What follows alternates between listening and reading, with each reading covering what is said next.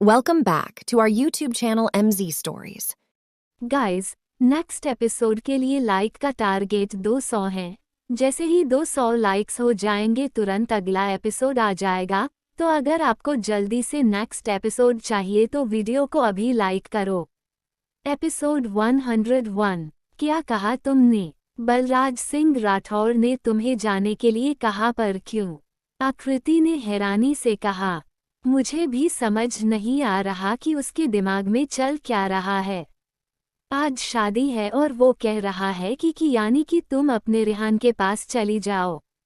अक्षरा ने कहा। अक्षरा, मुझे तो बलराज पर डाउट हो रहा है। वो इस तरह का इंसान नहीं है कि वो आकृति जिसे वो दावा करता है कि वो उसने चाहता है वो उसे ऐसे छोड़ रहा है। रेहान ने कहा। दी, आप और रेहान कुछ ज्यादा नहीं सोच रहे? ऐसा भी तो हो सकता है कि उन्हें समझ आ गया हो कि वो गलत कर रहे हैं। वैसे भी वो इतने बुरे भी नहीं है। आकृति ने कहा ही था कि रेहान उसे गुस्से से घूरने लगा और कहा, तुम्हें बड़ा पता है उसके बारे में। रेहान की बात सुन अक्षरा हल्का सा मुस्कुराई। वही आकृति ने घबराते हुए कहा, मैं तो बस बता रही थी, बाकी आप दोनों को जैसा ठीक लगे। रेहान ने उसे घुरा फिर अक्षरा से कहा, हमें अपने प्लान के हिसाब से ही चलना है। अब दी को छुप छुप कर आने की क्या जरूरत है? आकृति ने कहा। आकृति, रेहान का मतलब है कि मैं प्लान के मुताबिक यहाँ से डायरेक्ट एयरपोर्ट जाऊंगी। मुझे नहीं लगता कि बलराज को पता चलना चाहिए कि मैं आकृति नहीं अक्षरा हूँ। अक्षरा ने आकृति को समझाते हुए कहा, मैंने तुम्हारी टिकट बुक कर दी है, अब हम सीधे एयरपोर्ट पर मिलेंगे। रेहान ने कहा, ठीक है। अक्षरा ने कहा, फिर फोन रख दिया। वही एक रूम में एक बुजुर्ग आदमी बैठा था और उसके सामने बलराज सिंह राठौर सिर झुकाए खड़ा था। बलराज, आपने बिल्कुल वैसा ही किया जैसा हमने आपसे कहा था। शाबाश मेरे बेटे, सोफे पर बैठे बुजुर्ग आदमी ने कहा। दादा सा, आपने ऐसा क्यों करने को कहा? आज हमारी और आकृति की शादी हो जाती, फिर वो सिर्फ हमारी हो जाती, पर आपने सब खत्म कर दिया। बलराज सिंह राठौर ने सिर झुकाए हुए ही कहा, मेरे बच्चे, अभी तक तुम अपने दादा सा को समझे नहीं हो। बस देखते जाओ, मैंने तुमसे वादा किया है और तुम जानते हो कि रघुविंद्र सिंह राठौर कभी अपने जुबान से नहीं मुकरते। अभी उस लड़की को पता नहीं है कि वो कौन है और हमारे लिए क्या है, इसलिए बस थोड़ा सा और इंतजार करो। रघुविंद्र जी ने कहा और बलराज को जाने का इशारा किया। बलराज वहां से चला गया। उसके जाते ही रघुविंद्र जी ने शैतानी मुस्कान मुस्कुराते हुए कहा, अब जल्द ही हमें वो मिलेगा जिसके लिए हमने कई वर्षों से प्रतीक्षा की है। वही दूसरी ओर अक्षरा बाहर लिविंग रूम में आई, जहां पर बलराज सिंह राठौर और रूपल खड़े उसका ही वेट कर रहे थे। अक्षरा ने मुस्कुराकर कहा, मुझे बेहद खुशी है, आपने बिल्कुल सही फैसला किया। मैं भगवान से प्रार्थना करूंगी कि आपको जल्द ही अच्छी जीवन संगिनी मिले। मुझे सिर्फ आपके साथ अपनी जिंदगी बितानी थी, और रही बात किसी और की, तो मेरी जिंदगी में आपकी जगह कोई नहीं ले सकता। मरते दम तक आप ही रहेंगी। बलराज ने दृढ़ निश्चय से कहा। अक्षरा बलराज की आंखों में आकृति को पाने का जुनून साफ देख पा रही थी। उसने मन ही मन खुद से कहा, अक्षरा बेटा, अब निकल ले यहाँ से। अगर इसका मूड चेंज हुआ तो ये मुझे नहीं जाने देगा। अक्षरा ने खांसते हुए कहा, अब मुझे जाना चाहिए। भाभी सा, ओह सॉरी आकृति, आप अपना और अपने बेबी का ख्याल रखना, रूपल ने कहा। अक्षरा मुस्कुराए और हाँ में गर्दन हिलाई। वो जैसे ही आगे बढ़ी, बलराज सिंह राठौर ने कहा, मैं आपको एयरपोर्ट तक छोड़ने तो चल ही सकता हूँ ना। वैसे तो अक्षरा मना करने वाली थी, पर फिर उसने सोचा मरने वाले की भी आखिरी इच्छा पूरी की जाती है, तो ये एयरपोर्ट तक तो चल ही सकता है।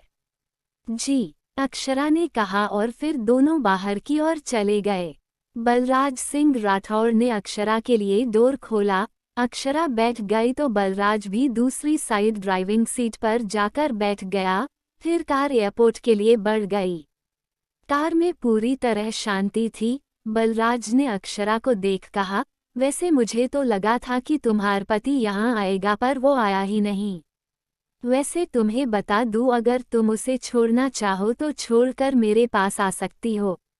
बलराज सिंह राठौर की बात सुन अक्षरा हैरानी से उसे देखने लगी और मन ही मन कहा, ओ गॉड, ये अभी भी फील्डिंग कैसे लगा सकता है, इसकी हिम्मत कैसे हुई मेरी प्यारी बहन का घर तोड़ने वाली बात कहने की। इसका तो मैं सिर फोड़ देती, पर मैं भी आकृति हूँ, मुझे खुद को कंट्रोल करना होगा। वैसे भी अभी ये इसके इलाके में है, मैं कोई रिस्क नहीं लेना चाहती, अक्षरा ने कहा और एक गहरी सांस छोड़ी।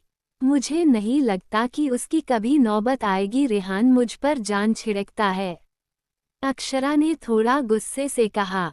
हाँ, तभी अपनी वाइफ को लेने नहीं आया, बलराज सिंह राठौर ने ताना मारते हुए कहा। अक्षरा को बहुत गुस्सा आ रहा था, उसे इस आदमी की पॉइंटलेस बातें सुन चिढ़ हो रही थी, क्योंकि उसने रेहान को देखा था जब उसको पता चला था कि उसकी आकृति गायब है। उसकी हालत उसने अपनी आंखों से देखी थी और वो जानती थी कि रेहान आकृति को कितना चाहता है। वो इस बेवकूफ़ इंसान को बताना चाहती थी कि वो जैसा कह रहा है उसमें रत्ती भर भी सच्चाई नहीं है, पर अफसोस वो ऐसा नहीं कर सकती थी। अक्षरा ने बलराज को देख कहा, अगर आपको यही सब कहना है तो कार रोक दीजिए, मैं कैब से चली जाऊंगी। बलराज ने जल्दी से कहा, नहीं, अब हम ऐसी कोई बात नहीं करेंगे। बलराज की बात सुन अक्षरा ने एक राहत की सांस ली। वही दूसरी ओर एयरपोर्ट पर एपिसोड 102, रेहान दी अभी तक पहुंची क्यों नहीं, आकृति ने परेशानी से इधर से उधर चक्कर लगाते हुए कहा। आकृति, तुम इतना परेशान मत हो, अक्षरा को कुछ नहीं होगा, रेहान ने आकृति को सोफे पर बिठाते हुए कहा। कैसे परेशान न हूं मैं रेहान, मुझे दी की फिक्र हो रही है, तुम पता करो ना आखिर दी कहाँ पर हैं, आकृति ने परेशानी से कहा। हम्मम में पता करता हूँ, तुम आराम से बैठो। इतना कहकर रेहान ने आकृति के माथे को चूमा, फिर वहां से थोड़ी दूरी पर जाकर अपने आदमियों को कॉल मिलाया। कुछ ही रिंग्स में सामने से कॉल उठ गया।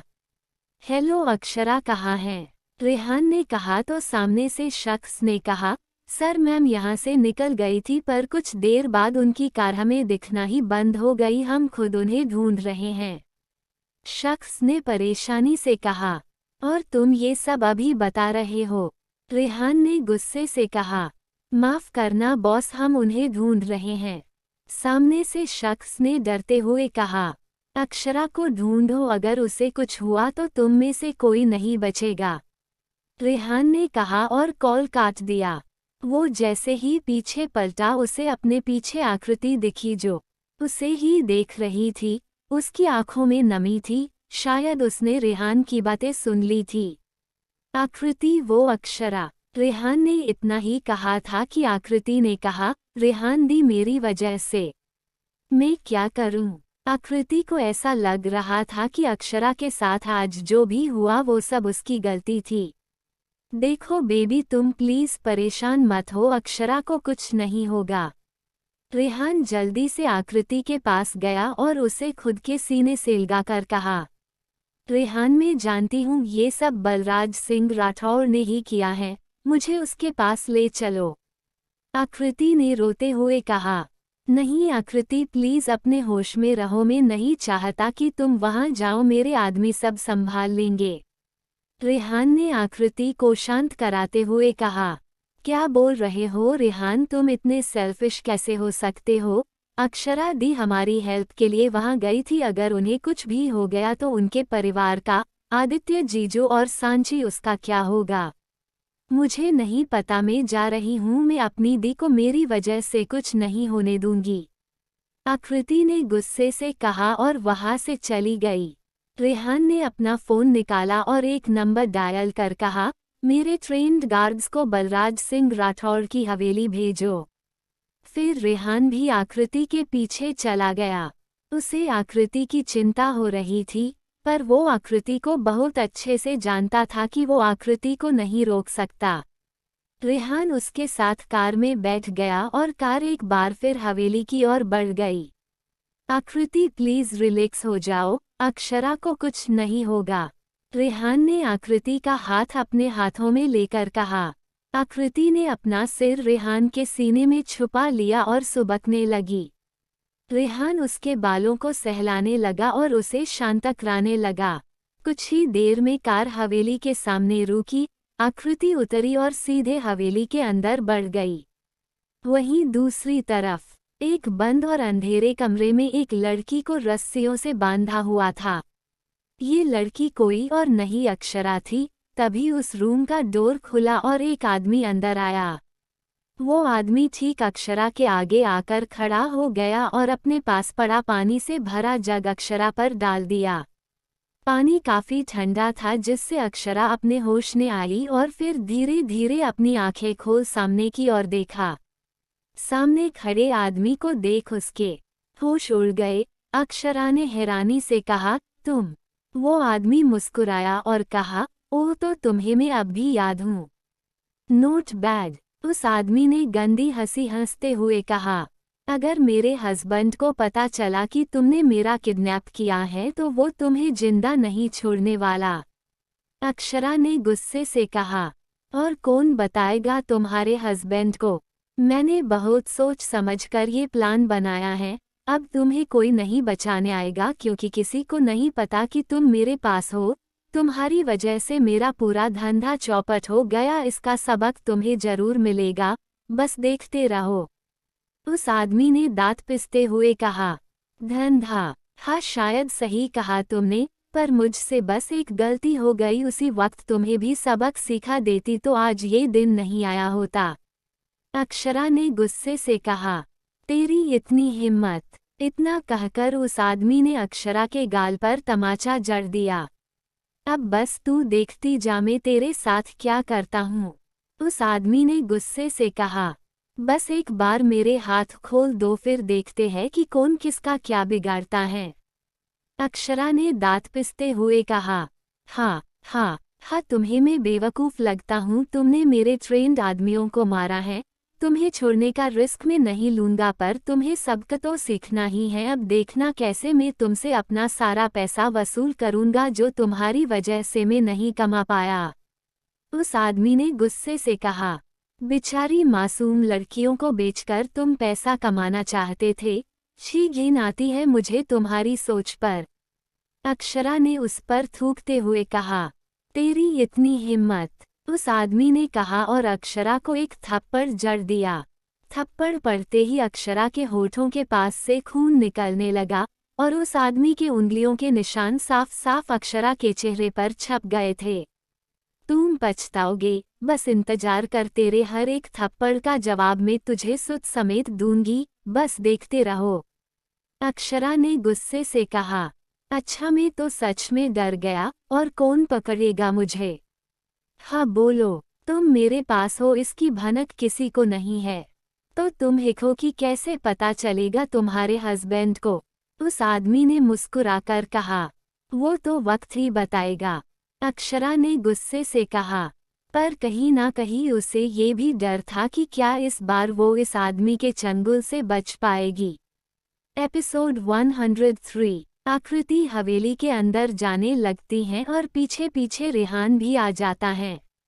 आकृति को अंदर आने से कोई गार्ड नहीं रोकता, सब उसे अंदर आने देते हैं।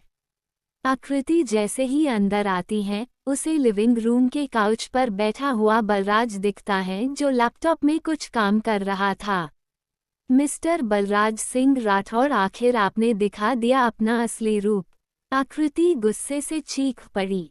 बलराज, जो अपना काम कर रहा था, आकृति की बात सुन हैरान होकर देखा और खड़े होते हुए कहा, आप तो चली गई थी ना, प्लीज ये ड्रामा बंद कीजिए, मेरी दी को अभी के अभी छोड़िए। आकृति ने गुस्से से कहा, आपकी दी? आप कैसी बात कर रही हैं? मुझे कैसे पता होगा आपकी दी के बारे में? बलराज सिंह राठौड़ ने हैरानी और परेशानी से कहा। आकृति का गुस्सा अब और ज्यादा बढ़ गया। उसने गुस्से से बलराज की कॉलर पकड़ ली। उसके ऐसा करते ही वहां खड़े गार्ड्स आगे बढ़ने को हुए ही थे कि बलराज ने हाथ के इशारे से उन्हें रोक दिया। मुझे मेरी दी चाहिए, अगर उन्हें कुछ भी हुआ तो मैं खुद नहीं जानती कि मैं क्या कर बैठूंगी। आकृति ने गुस्से से अपने दांत पिसते हुए कहा। तभी रेहान आया और उसने आकृति को पीछे से पकड़ बलराज से दूर किया और कहा, आकृति खुद को संभालो, तुम ऐसा करोगी तो इसका इफेक्ट हमारे बच्चे पर भी होगा। आकृति ने रेहान को देख रोते हुए कहा, रेहान मुझे अक्षरा दी चाहिए।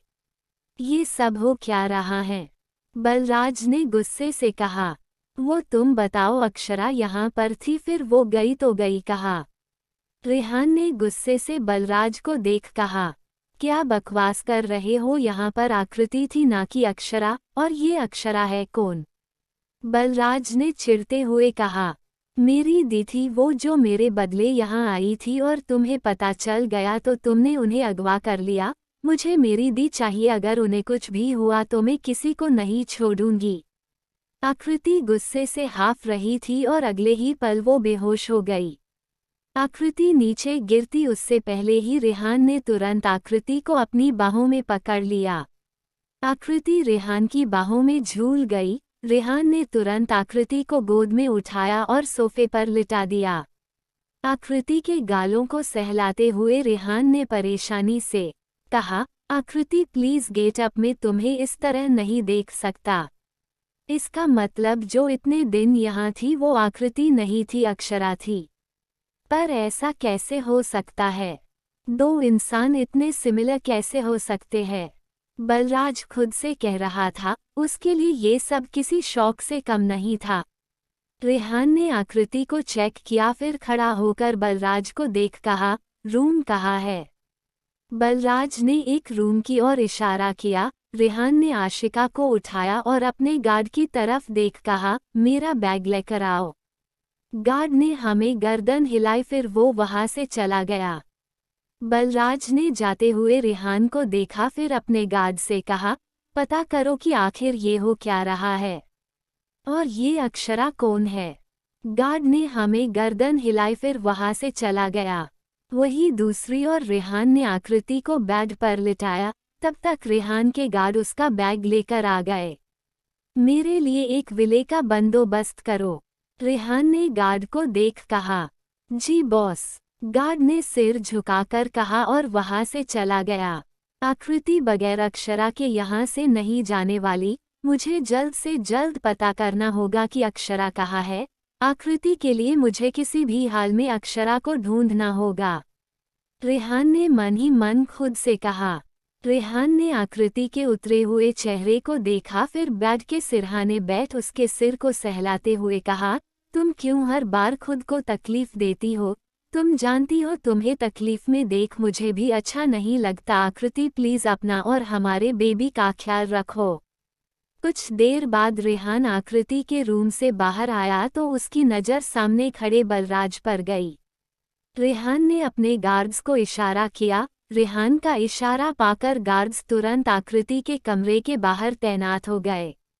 बलराज ने देखा तो नकली मुस्कान के साथ कहा, मिस्टर आहूजा, अगर आकृति को अपना बनाना होता तो मैं कभी उसे तुम्हारे पास नहीं भेजता, पर मानना पड़ेगा तुम भी कच्चे खिलाड़ी नहीं हो। क्या चाल चली तुमने, नॉट बैड। बलराज की बात सुन रेहान हल्का सा मुस्कुराया और कहा, हम क्यों, तुमने वो नहीं सुना, everything is fair in love and वार। प्यार और जंग में सब जायज़ है और कम तुम भी नहीं हो। दिखावा किया कि तुम आकृति को छोड़ रहे हो और फिर खुद ही उसे किडनैप भी कर लिया। तुम अब भी गलत हो मिस्टर आहूजा, मैंने ऐसा कुछ नहीं किया है। मैं क्यों किसी को अगवा करूंगा? अगर मैं चाहता तो मैं जबरदस्ती आकृति से शादी कर सकता था, पर देखो मैंने ऐसा कुछ नहीं किया। बलराज सिंह राठौड़ ने कहा। झूठ, तुम झूठ बोल रहे हो। अक्षरा तुम्हारी कार में एयरपोर्ट आने वाली थी, पर वो नहीं आई। ये सब बहुत अजीब है। तुम्हारा शादी के लिए मना करना, आकृति को आज़ाद करना, पर नाव में सब समझ गया। असल में तो तुम आकृति को मेरे साथ भेजना ही नहीं चाहते थे। क्यों, सही कहा ना मैंने? रेहान ने गुस्से से कहा। मुझे आकृति को अपने पास रखने के लिए ये सब करने की जरूरत नहीं है। बलराज ने गुस्से से कहा। देखो बलराज, आकृति अभी प्रेग्नेंट है, उसकी हालत अभी नाजुक है। देखो तुम सीधे सीधे अक्षरा को छोड़ दो, हम यहाँ से चले जाएंगे। रेहान ने बलराज को देख कहा, आखिर तुम्हारी परेशानी क्या है? मैंने कहा ना कि मैं नहीं जानता अक्षरा कौन है। कहा है, बलराज ने परेशानी से कहा। रेहान कुछ कहता उससे पहले एक गार्ड अंदर आया और रेहान को देख कहा, बॉस आदित्य सर को अक्षरा मैम के बारे में पता चल गया है कि वो गायब है। वो फ्लाइट में बैठ चुके हैं। एपिसोड 104। रेहान ने परेशानी से एक नज़र आकृति के कमरे की तरफ देखा, फिर गार्ड से कहा, पता करो कि अक्षरा के फ़ोन की लास्ट लोकेशन क्या है। गार्ड ने हमें गर्दन हिलाई, फिर वहां से चला गया। गार्ड के जाते ही रेहान ने दोबारा एक नज़र बलराज को देखा जो उसे ही देख रहा था। रेहान ने बलराज को देख कहा, अक्षरा को अगर कुछ भी हुआ तो मैं ये भूल जाऊंगा कि तुम कौन हो। इतना कहकर रेहान आकृति के पास चला गया। उसके जाते ही बलराज ने परेशानी ने अपना माथा रब किया, तभी उसका एक गार्ड आया और उसने कहा, बॉस एक खबर मिली है, जिस कार से मैम गई थी वो कार एयरपोर्ट पहुंची ही नहीं। वॉट? पर आकृति तो यहाँ पर है।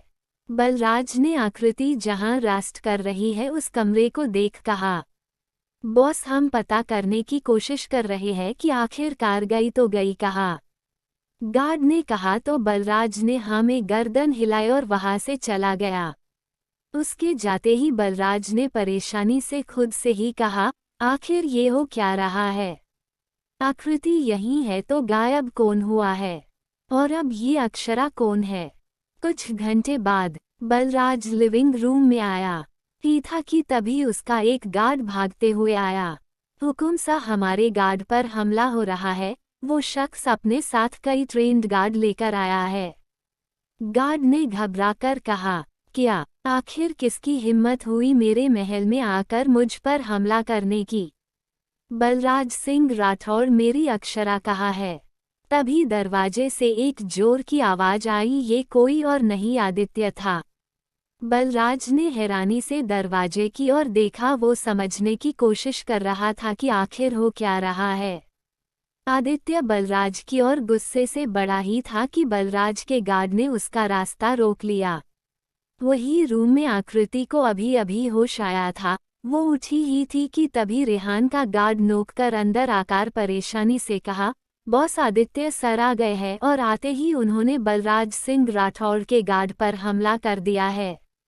रेहान जो अभी अभी वॉशरूम से बाहर आया था, अपने गार्ड की बात सुनी तो बाहर की ओर फुर्ती से बढ़ गया। वही आकृति भी उसके पीछे बढ़ गई। बाहर का माहौल तनाव वाला हो गया था। रेहान और आकृति जैसे ही बाहर आए तो बाहर का माहौल देख हैरान हो गए। आदित्य को बलराज के गार्ड्स ने पकड़ रखा था। छोड़ो आदित्य को। आकृति जो रेहान के पीछे ही थी उसने गार्ड्स को देख कहा। गार्ड्स ने एक नज़र बलराज को देखा तो बलराज ने इशारे से हाँ में गर्दन हिलाई। बलराज के गार्ड्स ने जैसे ही आदित्य को छोड़ा, आदित्य दोबारा लपका, पर इस बार रेहान उसके पास आया और उसे रोकते हुए कहा, आदित्य शांत हो जाओ। आदित्य ने गुस्से से रेहान को खुद से दूर कर कहा, ये सब तुम्हारी वजह से हुआ है रेहान, तुम्हारी वजह से मेरी वाइफ आज मुसीबत में है। तुमने कहा था ना कि तुम उसकी रक्षा करोगे। और तुम आकृति, तुम्हारी तो वो बहन है ना, दी बोलती हो ना, फिर तुमने अक्षरा के साथ ऐसा होने भी कैसे दिया? आदित्य का गुस्सा आकृति और रेहान पर फुट पड़ा। आकृति की आंखें दोबारा नम हो गई। वही रेहान ने जब आकृति की नम आंखें देखी तो उसने आदित्य को देख कहा, मानता हूँ कि मैंने कहा था कि मैं अक्षरा को कुछ नहीं होने दूंगा, और मेरे गार्ड गए हैं उसे ढूंढने, जल्द ही पता चल जाएगा, तुम धीरज रखो। आदित्य की आंखें भी नम हो गई। ये देख रेहान आगे बढ़ा और आदित्य को हग कर उसकी पीठ थपथपाते हुए कहा, अक्षरा मिल जाएगी। मुझे बस मेरी अक्षरा चाहिए। आदित्य ने रेहान से दूर होते हुए कहा। वही पास खड़े बलराज को अब कुछ कुछ समझ में आ रहा था। उसने आकृति की ओर देख कहा, आकृति मेरा यकीन कीजिए, मैंने किसी का किडनैप नहीं किया है, और मैं ऐसा क्यों करूंगा? आप जानती है, अगर मुझे आपको रोकना होता तो जाने ही नहीं देता। मेरे गार्ड ने मुझे बताया कि कार एयरपोर्ट पहुंची ही नहीं है। आखिर कार में कौन था? बलराज को परेशान देख आकृति ने कहा, मिस्टर राठौर, अक्षरा मेरी बहन है, वो बिल्कुल मेरी जैसी दिखती है। यहाँ वो मेरी हेल्प करने आई थी और वो यहाँ आकृति बन आई थी। आकृति ने थोड़े में बलराज को बता दिया। बलराज ने जैसे ही सुना उसके होश उड़ गए। उसने हैरानी से आकृति को देखा। तभी बलराज का गार्ड आया और बलराज के सामने अपना सिर झुकाए खड़ा हो गया। हुकुम सा, मैम की कार मिली है पर उसमें मैम नहीं है, किसी ने उन्हें अगवा कर लिया है। आप कहे तो पूरा उदयपुर में अपने गार्ड भेज देते हैं। गार्ड ने कहा, हम पूरे उदयपुर में अपने गार्ड भेजो और उन्हें ढूंढो, मुझे जल्द से जल्द वो चाहिए। बलराज ने कहा तो गार्ड ने तुरंत कहा, वो हुकुम सा मैम की अगर तस्वीर मिल जाती तो खोजना आसान होता। आदित्य ने तुरंत अपने पास से तस्वीर निकाली और उस गार्ड को देख कहा, ये लो तस्वीर। गार्ड ने बलराज को देखा तो बलराज ने हाँ में गर्दन हिलाई तो उस गार्ड ने तस्वीर ले ली और गार्ड वहां से चला गया।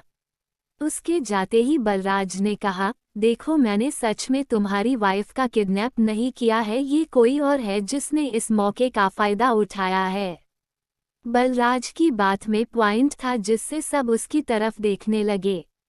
आदित्य अभी कुछ कहता उससे पहले ही उसका फोन बजने लगा। आदित्य ने जेब से अपना फोन निकाला तो देखा कॉल सांची का था। उसकी आंखें दोबारा नम हो गई। एपिसोड 105 जो रेहान और आकृति ने देख ली थी। आदित्य ने तुरंत फोन कान से लगा लिया और अपने आप को मजबूत कर कहा, हेलो बच्चा, कैसे हो?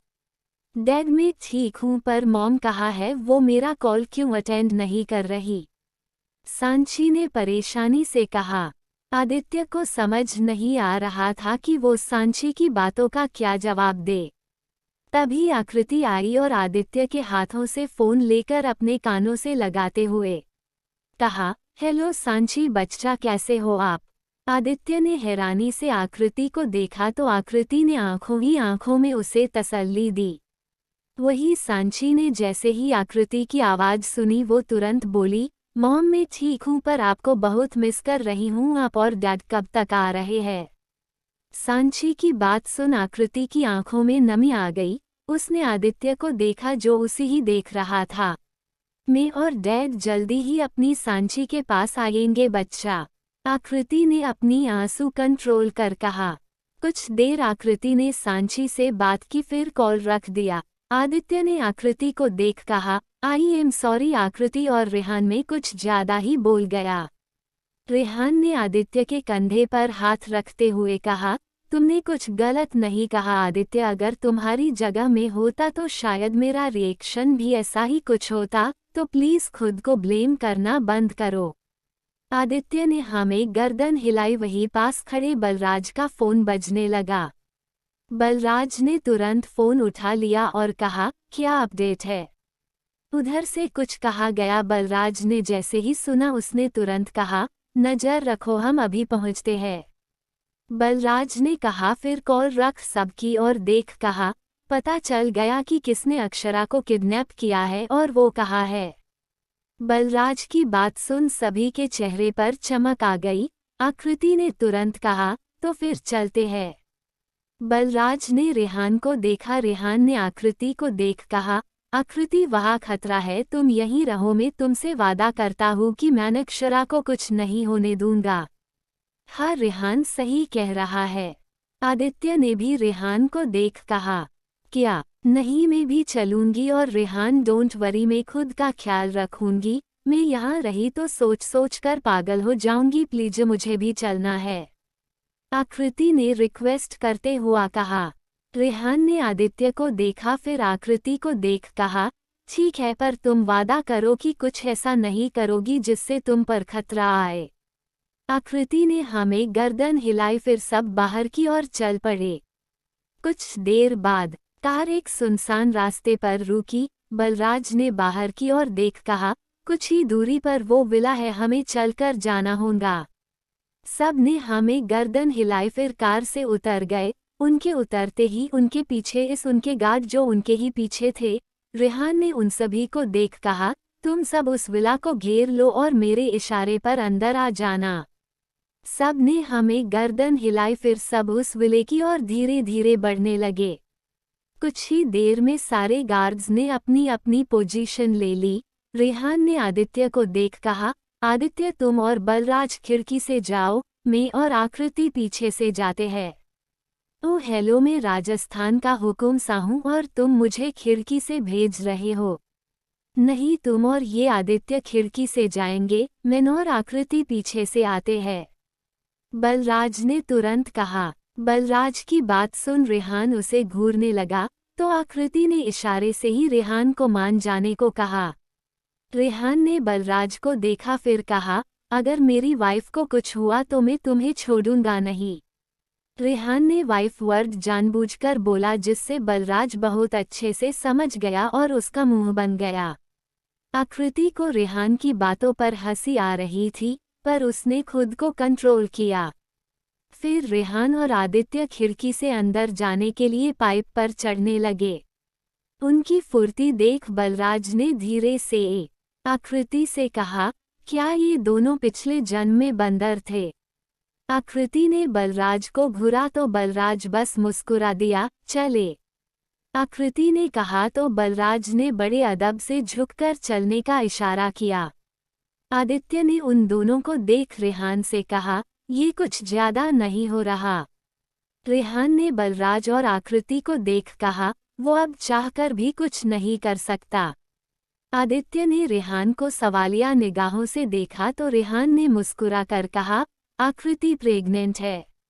आदित्य ने जैसे ही सुना उसके फेस पर स्माइल आ गई और उसने जल्दी से कहा, हम कांग्रेस, बस ये सब खत्म हो जाए फिर पार्टी करेंगे। रेहान ने हमें गर्दन हिलाई, फिर दोनों खिड़की से अंदर चले गए। उनके अंदर जाते ही उन्होंने देखा अंदर अंधेरा था। रेहान ने इशारे से आदित्य को कहा, तुम राइट में जाओ, मैं लेफ्ट में जाता हूँ। आदित्य ने हमें गर्दन हिलाई, फिर आदित्य राइट में चला गया और रेहान लेफ्ट में चला गया। वही आकृति और बलराज पीछे के दरवाजे से अंदर आ गए, पर अंदर बहुत अंधेरा था। आकृति ने धीरे से कहा, यहाँ इतना अंधेरा क्यों है? बलराज ने धीरे से ही कहा, हम अब ये हमारा महान तो है नहीं, पर आप चिंता मत कीजिए, जैसे ही कोई मिलेगा हम उन्हें लाइट ऑन करने को कहेंगे। बलराज की बात सुन आकृति ने बुरा सा मुंह बनाकर उसे देखा। बलराज ने मन ही मन खुद को कंट्रोल किया। उसे आकृति को ऐसा मुंह बनाते देख उस पर प्यार आ रहा था। उसका बस चलता तो वो अभी आकृति को हग कर लेता, पर उसने खुद को कंट्रोल किया। नाइस जॉब, पर मुझे जरा भी हंसी नहीं आई, चलिए, आकृति ने कहा और फिर वो धीरे धीरे आगे की ओर बढ़ गए। आदित्य चलते चलते एक रूम के सामने आया। उसने जैसे ही डोर खोला, सामने अक्षरा को बेहोश कुर्सी पर बंधा देख उसके दिल में खुशी भी हुई और दुख भी। वो तुरंत अक्षरा के पास गया और उसके हाथ खोलते हुए उसे होश में लाने के लिए उसके गाल थपथपाते हुए कहा, अक्षरा, अक्षरा वेक अप। आदित्य बार बार कह रहा था। अक्षरा अब भी बेहोश थी क्योंकि उसे बेहोशी का इंजेक्शन दिया हुआ था। आदित्य ने अपना फोन निकाला और आकृति और रेहान को मैसेज कर रूम में बुलाया। कुछ देर में सब वहां आ गए थे।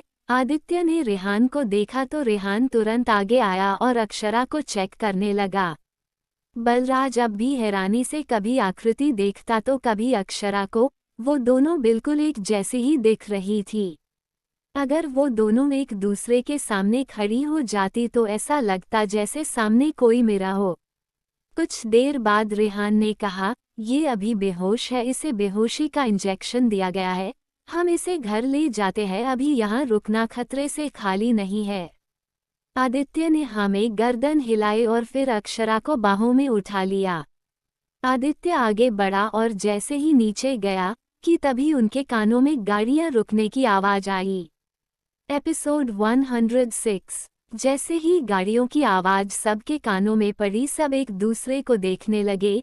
रेहान ने आदित्य को देख कहा, आदित्य तुम अक्षरा और आकृति को लेकर पीछे से निकलो, मैं इन्हें संभाल लूंगा।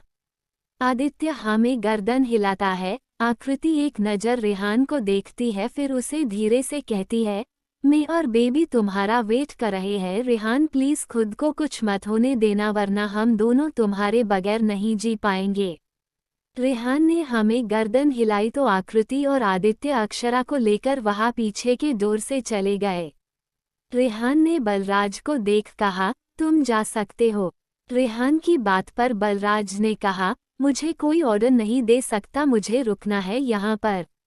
रेहान ने सुना तो आगे कुछ नहीं कहा और अपना फ़ोन निकाल अपने गार्ड को मैसेज कर दिया। कार से विलियम उतरकर सीधा विला में आया ही था कि उसके कानों में रेहान की आवाज़ आई जो सीढ़ियों से होते हुए नीचे आ रहा था। Welcome mister William. विलियम ने जैसे ही सुना उसकी नजरें रेहान पर जाकर रुकी। उसने रेहान को देखा तो हैरान हो गया।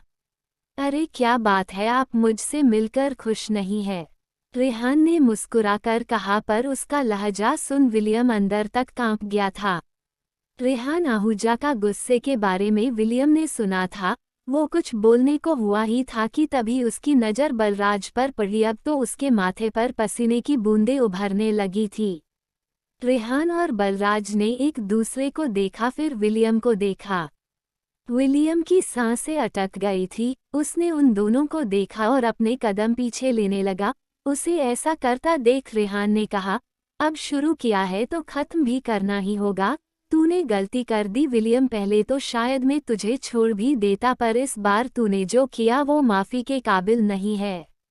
विलियम ने अपने मन को मजबूत किया और रेहान को देख कहा, तो फिर ठीक है, वैसे भी तुम मुझे नहीं छोड़ने वाले तो उससे अच्छा मैं तुमसे लड़कर ही मर जाऊं। विलियम ने कहा और अपने साथ आए गार्ड्स को इशारा किया। इशारा पाकर गार्ड जैसे ही आगे बढ़ने को हुए कि तभी पीछे से गार्ड्स आए और उन कुछ चुनिंदा गार्ड्स को पकड़ लिया। रेहान ने विलियम को देखा जो हैरानी से और डर से रेहान को ही देख रहा था। जैसा ही मैंने पहले कहा था विलियम, रेहान आहूजा कच्चा खिलाड़ी नहीं है। रेहान ने कहा, फिर गार्ड को देख कहा, याद रहे ये सोना नहीं चाहिए, इसे मुंबई ले जाओ। गार्ड ने हमें गर्दन हिलाई और विलियम को पकड़ लिया। विलियम ने जब देखा कि अब उसके पास कोई रास्ता नहीं बचा तो उसने चुपके से अपनी गन पॉकेट से निकाली और रेहान पर चला दी। पर उसको गन निकालते हुए बलराज ने देख लिया। बलराज ने फुर्ती दिखाई और रेहान को धकेलने के लिए आगे बढ़ा ही था कि गोली चल गई।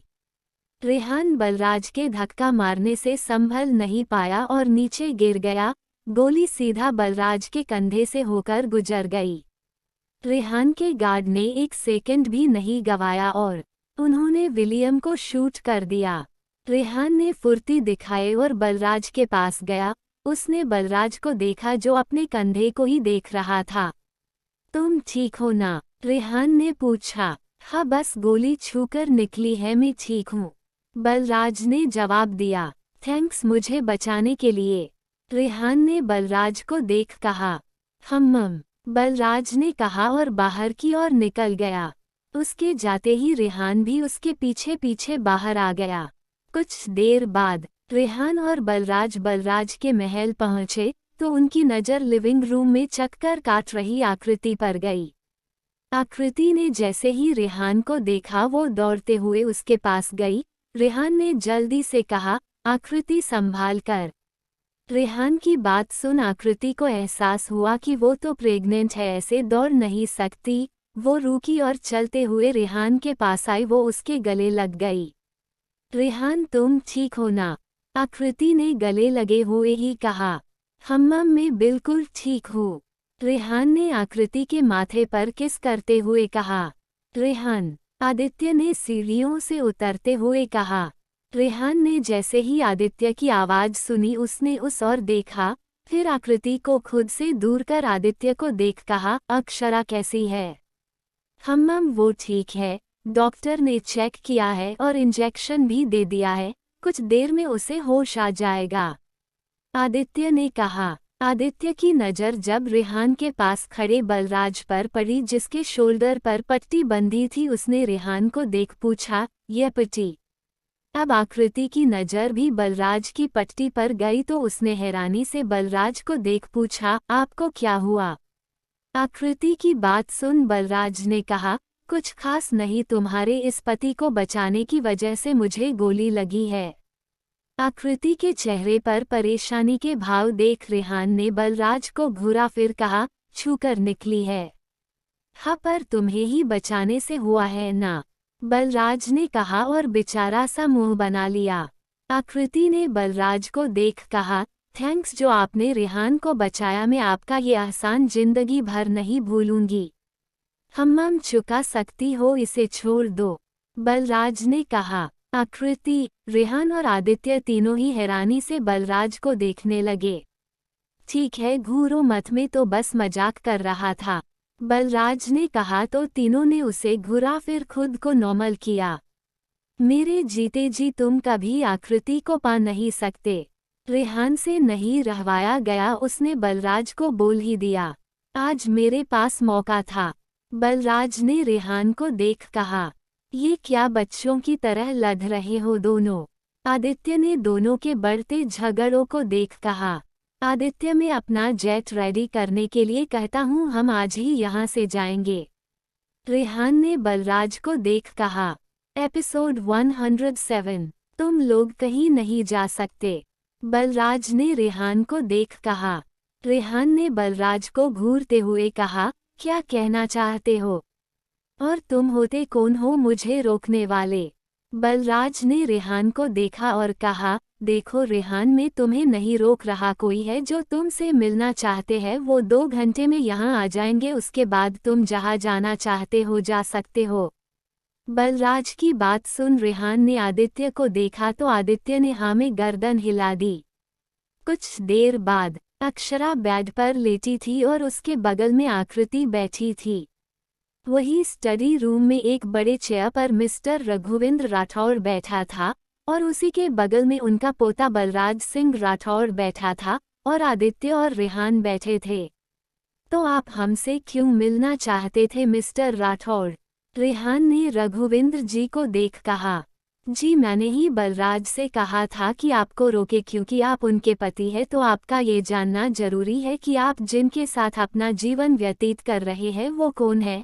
जैसे कि आप दोनों को ये तो पता चल ही गया होगा कि वो दोनों जुड़वा बहनें हैं, रघुवेंद्र जी ने आदित्य और रेहान को देख कहा। जी हाँ, हम जानते हैं, पर हमें अब भी ये समझ नहीं आ रहा है कि ऐसा कैसे हो सकता है, क्योंकि जहाँ तक मैं अक्षरा की फैमिली को जानता हूँ वो इंडिया कभी नहीं आई है, आदित्य ने कहा। और मैं बहुत पहले से आकृति और उसकी फैमिली को जानता हूँ, वो एक आम फैमिली से है, तो वो अक्षरा की बहन कैसे हो सकती है, जबकि वो कभी एक दूसरे से नहीं मिले हैं, रेहान ने कहा। रघुवेंद्र जी ने दोनों की बातें सुनी, फिर खड़े होकर खिड़की के पास आए और कहा, जरूरी नहीं है कि जो दिख रहा है वो सच है, और रही बात उन दोनों की, तो वो कौन है ये तुम अभी तक नहीं जानते, और मुझे नहीं लगता कि तुम्हें ये सब जानने की जरूरत भी है, क्योंकि तुम जितना उसके बारे में जानने की कोशिश करोगे उतना तुम्हें और उन्हें परेशानी होगी, क्योंकि अगर उन्हें इस बारे में भनक भी लगी तो शायद दोनों की जान की खतरा हो सकता है। दादा सा, ये आप क्या कह रहे हैं, हमारे कुछ भी समझ नहीं आ रहा, बलराज ने अपने दादा सा को देख कहा। हम इस बारे में ज्यादा कुछ नहीं बता सकते, क्योंकि वो राज तुम सब से छिपा रहे, उसमें ही तुम सब की भलाई है। हम आप दोनों से यही कहना चाहेंगे कि आप दोनों अपनी पत्नियों को संभालिए, वरना आप उन्हें खो सकते हैं। इतना कहकर रघुवेंद्र जी वहां से चले गए। उनको जाता देख आदित्य, रेहान और बलराज हैरान और परेशान थे।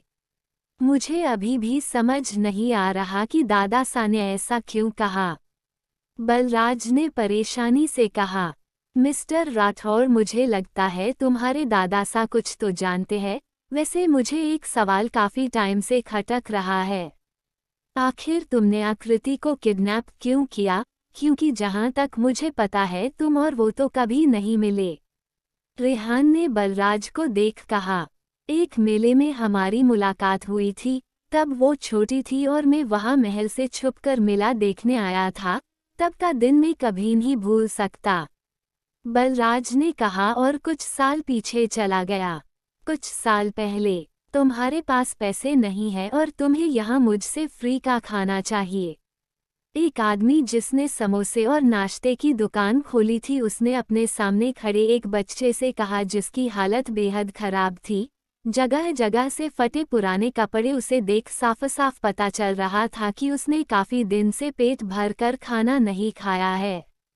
देखिए साहब, मुझे बस थोड़ा सा खाना दे दीजिए, मेरी बहन 2 दिनों से भूखी है। उस लड़के ने गिड़गिड़ाते हुए कहा, मैं तुम जैसे बच्चों को बहुत अच्छे से जानता हूँ, निकल अब यहाँ से, मेरे कस्टमर भाग जाएंगे तुझे देख।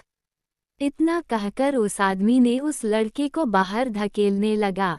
एक दूसरे लड़के ने जब वो सब देखा तो उसे बेहद गुस्सा आया। वो जैसे ही आगे बढ़ने को हुआ, वहाँ एक लड़की आ गई और उस लड़के का हाथ पकड़ लिया और अपने पीछे कर उस आदमी को गुस्से से घूरने लगी। उस लड़की ने ब्लू कलर की बेहद सुंदर फ्रॉक पहनी थी। उसने उस आदमी को देख कहा, आपको शर्म नहीं आती किसी बच्चे के साथ ऐसा करने से? आप अपने बच्चों के साथ भी ऐसे ही सुलूक करते हैं। अगर आप उसे कुछ खाना दे देते तो क्या बिगड़ जाता आपका? आपकी दुकान तो बंद नहीं हो जाती और न ही आप कंगाल हो जाते। किसी भूखे को खाना खिलाना तो पुण्य का काम होता है। उस लड़की ने गुस्से से कहा, ओए लड़की, अगर तुझे इतनी ही दया आ रही है तो तू ही दे दे पैसा और दिला से खाने का सामान। उस आदमी ने कहा। उस लड़की ने अपने छोटे से पर्स से कुछ पैसे निकाले और उस आदमी को देकर कहा, ये लीजिए और खाने का सामान पैक कर इसे दे दीजिए। चलो मैं चलती हूँ, अब ये आदमी तुम्हें खाना दे देगा और ये लो कुछ पैसे। इतना कहकर उस लड़की ने बचे हुए पैसे उस लड़के को दिए और वहां से चली गई। वो गरीब लड़के के चेहरे पर मुस्कान थी और वो उस लड़की को मुस्कुराते हुए देखे जा रहा था जब तक वो उसकी नज़रों से ओझल ना हो गई। वही दूर खड़ा लड़का अब भी उस लड़की को ही देख रहा था। उसका जाता देख वो भी उसके पीछे जाने लगा।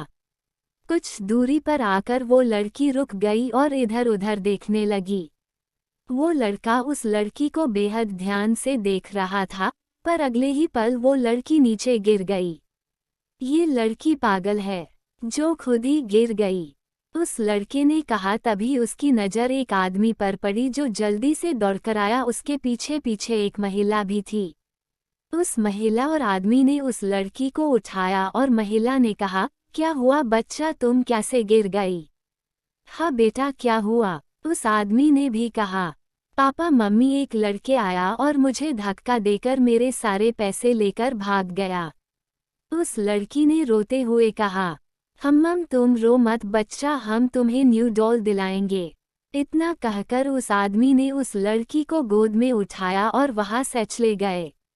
दूर खड़ा लड़का ये सब देख रहा था। उसने उस लड़की को देख मुस्कुराकर कहा, पूरी पागल है ये लड़की, इसे तो झूठ बोलना भी नहीं आता। Flashback and. एपिसोड 108। बलराज अपनी दुनिया में वापस आया और रेहान को देख कहा, तब का दिन है और आज का दिन मैंने हर जगह उसे ढूंढा पर मुझे वो कहीं नहीं मिली, पर मैंने अपनी कोशिश नहीं छोड़ी और फिर इतने सालों बाद वो मुझे मिल गई, पर बदकिस्मती से तुमने उसे मुझसे छीन लिया। रेहान उसे गुस्से से घूरने लगा और फिंगर पॉइंट कर कहा, वो अब मेरी वाइफ है और मेरे होने वाले बच्चे की माँ भी, तो अपने दिमाग से ये बकवास निकाल दो कि वो तुम्हारे पास आएगी भी। और अगर तुम मर गए तो? बलराज ने मुस्कुराकर कहा, तुम्हें तो मैं। रेहान गुस्से से उसकी ओर बढ़ा ही था कि आदित्य ने उसे पकड़ लिया और कहा, अभी हमें घर चलना चाहिए, इसे छोड़ो। तुम छोड़ूंगा नहीं तुम्हें मैं, रेहान ने कहा और आदित्य को देख कहा, तुम अक्षरा और आकृति को लेकर आओ, मैं जेट रेडी कराता हूँ। आदित्य ने हमें गर्दन हिलाई, फिर दोनों वहां से चले गए। कुछ देर बाद आदित्य, अक्षरा और आकृति महल से बाहर आई। आकृति ने पीछे मुड़कर देखा तो उसे ना रूपल दिखी और ना ही बलराज। वो रेहान के पास गई तो रेहान ने उसे फ्रंट सीट पर बिठाया और आदित्य और अक्षरा पीछे बैठ गए। रेहान ड्राइविंग सीट पर बैठ गया और उनकी कार वहां से सीधा एयरपोर्ट के लिए निकल गई। वही खिड़की के पास खड़ा बलराज जाती हुई कार को देख रहा था। उसने खुद से कहा, ये सब इतनी आसानी से खत्म नहीं होगा, क्योंकि आने वाले कल में आकृति तुम्हारी ही रहती है या मेरी हो जाती है कोई नहीं बता सकता। तभी वहां पर बलराज के दादाजी रघुविंद्र जी आ गए और उन्होंने बलराज के कंधे पर हाथ रख कहा, सही कहा, वक्त बदलते देर नहीं लगती। वही कार में आकृति ने रेहान के स्टीयरिंग व्हील पर रखे हाथों के ऊपर अपना हाथ रखते हुए कहा, अब सब ठीक हो गया है ना रेहान, अब हम सब साथ रहेंगे। रेहान ने रियल व्यू मिरर से आदित्य को देखा जो आकृति की बात सुन उसे ही देख रहा था। हाँ, अब कोई हमें अलग नहीं करेगा, रेहान ने मिरर में देख कहा तो आदित्य ने भी हमें गर्दन हिला दी। अक्षरा ने अपना सिर आदित्य के कंधे पर रख दिया। आदित्य ने भी उसके सिर को सहलाते हुए मन ही मन कहा, मैं तुम्हें कुछ नहीं होने दूंगा। कुछ देर बाद वो एयरपोर्ट पहुंच गए। कुछ घंटे बाद रेहान, आकृति, अक्षरा और आदित्य जैसे ही घर में पहुंचे उन्हें लिविंग रूम में ही मयंक और समीरा मिल गए जो सांची के साथ खेल रहे थे। मयंक की नज़र एकाएक दरवाजे से आते हुए उन चारों पर पड़ी। उसने खुशी से कहा, दी आप सब आ गए। उसकी आवाज़ सुन समीरा और सांची ने दरवाजे की ओर देखा तो उनकी खुशी का भी कोई ठिकाना नहीं था। सांची दौड़ते हुए अक्षरा और आदित्य की ओर भागी। दोनों नीचे बैठ गए और उसे अपने गले से लगा लिया। मयंक और समीरा ने भी बारी बारी आकृति और रेहान को हग किया। आप सब ठीक तो है ना? समीरा और मयंक ने पूछा। बदले में सभी ने हमें गर्दन हिला दी। समीरा ने सांची को देख कहा, बच्चा चलो दी के पास आओ, देखो आपके मॉम डैड कितना थक गए हैं, उनको आराम करने दो, बाद में उनसे मिल लेना। सांची दोनों से दूर हुई और समीरा के पास चली गई। मयंक ने उन चारों को देख कहा, आप सब आराम कीजिए। सभी काफी थक चुके थे तो सबने हमें गर्दन हिलाए और फिर सब अपने अपने कमरे में रेस्ट करने चले गए। उनके जाते ही समीरा ने मयंक से कहा, भाई ये तो बिल्कुल अपनी दी जैसी ही दिखती है। मैं तो हैरान हूँ ये कितनी सिमिलर दिखती है। हाँ, पहली बार तो मैं भी शॉक्ड हो गया था। एक पल को मुझे लगा यही हमारी दी है, पर मैं कई बार दी के गले लगा हूँ तो उनका एहसास मैं अच्छे से जानता हूँ, पर अगर कोई उन्हें नहीं जानता होगा तो पक्का वो धोखा खा जाए। मयंक ने कहा, दी मुझे भूख लगी है। सांची ने कहा तो मयंक ने सांची को देख मुस्कुराकर कहा, मैं अभी मेड से कहता हूँ। ऐसे ही दिन गुजरे और फिर महीने गुजरे। रेहान ने आकृति का किसी छोटे बच्चे की तरह ख्याल रखा। आकृति ने भी रेहान को इन महीनों में बहुत तंग किया। कभी कभी उसे बीच रात ही भूख लग जाती और बेचारा रेहान उसकी फरमाइश पूरी करता। कभी नूडल तो कभी भेल तो कभी पानीपुरी, ऐसी ना जाने कितनी सारी डिशेज रेहान आकृति के लिए बनाता। आकृति के दिन बेहद अच्छे गुजरे थे क्योंकि रेहान उसका बहुत ख्याल रखता था। बच्चे की खबर से रेहान के पेरेंट्स का भी गुस्सा उतर चुका था और उन्होंने आकृति को अपनी बहू मान लिया था। समीरा वापस लंदन चली गई थी और मयंक रेहान के ऑफिस में काम कर रहा था। उसकी लगन और मेहनत से उसने बगैर रेहान की सिफारिश से अपनी जगह बनाई थी। वही अक्षरा, आदित्य और सांची भी अपनी लाइफ आराम से जी रहे थे। रेहान का ज़्यादातर काम आदित्य और मयंक ही कर रहे थे और अक्षरा और सांची भी अक्षरा के पास ही रहते थे। सभी आकृति के बच्चे की राह देख रहे थे और आखिरकार वो दिन भी आया जब आकृति के पेट में दर्द स्टार्ट हुआ। रेहान आकृति को लेकर हॉस्पिटल पहुंचा। उसके पीछे पीछे आदित्य, अक्षरा, मयंक, रेहान के मॉम डैड भी पहुंच गए। आकृति को वार्ड में शिफ्ट किया। रेहान बाहर खड़ा आकृति की आवाज़ सुन रहा था और आकृति इतने दर्द में देख रेहान ही जानता था कि उसका दिल कितना टूट रहा था। सभी रेहान की हालत समझ रहे थे। कुछ देर बाद आकृति की आवाज़ बंद हो गई और बच्चे की आवाज़ गूंजने लगी। सभी के चेहरे पर एक प्यारी स्माइल आ गई। तभी डोर खुला और डॉक्टर की टीम बाहर आई। डॉक्टर को देख रेहान ने तुरंत डॉक्टर से पूछा, मेरी आकृति कैसी है? डॉक्टर ने मुस्कुराकर कहा, जी वो बिल्कुल ठीक है, पर अभी वो बेहोश है, उन्हें आराम की ज़रूरत है। मुबारक हो मिस्टर आहूजा, आपको एक प्यारी बेटी हुई है। रेहान के चेहरे पर मुस्कान आ गई। वो अंदर चला गया। उसने आकृति को देखा जो आंखें बंद किए हुए थी। रेहान उसके पास आया और उसके माथे को चूमते हुए कहा, थैंक यू सो मच मुझे इतनी बड़ी खुशी देने के लिए। कुछ देर बाद आकृति को होश आया। उसने देखा रेहान उसका हाथ पकड़े बैठा है। आकृति ने मुस्कुराकर रेहान को देख कहा, रेहान अब तुम्हें कैसा लग रहा है? रेहान ने आकृति का सिर सहलाते हुए कहा, हम्मम हमारी बेटी। आकृति ने धीरे से कहा, वो नज़ लेकर गई है, तुम बेहोश थी इसलिए। रेहान ने कहा। तभी वहां नज़ आ गई। उसने रेहान के हाथ में बच्ची को थमा दिया और मुस्कुराकर वहां से चली गई। रेहान ने उस प्यारी बच्ची को देखा जो बेहद छोटी थी। वो किसी गुड़िया की तरह थी। रेहान को डर भी लग रहा था कि कहीं उसकी पकड़ से उसे तकलीफ ना हो। आकृति धीरे से बेड से टिकर बैठ गई और रेहान को और अपनी बच्ची को देखने लगी। रेहान ने धीरे से बच्ची आकृति के हाथ में रखी और उसके बगल में बैठ गया। आकृति ने अपना सिर रेहान के कंधे पर रख कहा, रेहान देखो ये तुम जैसी ही दिखती है। रेहान ने मुस्कुराकर बारी बारी दोनों के सिर को चूम लिया और आकृति से कहा, पर इसका नाम क्या रखेंगे? हम्मम रेहाना कैसा रहेगा? आकृति ने कहा तो रेहान ने कहा, अच्छा है। वो दोनों ऐसे ही अपने और बच्ची के बारे में बात करते रहे। वहीं बाहर खड़े सभी उन दोनों को इतना खुश देख मुस्कुरा दिए। सभी की आंखें खुशी से नम थी। The end. Subscribe MZ Stories for more amazing stories.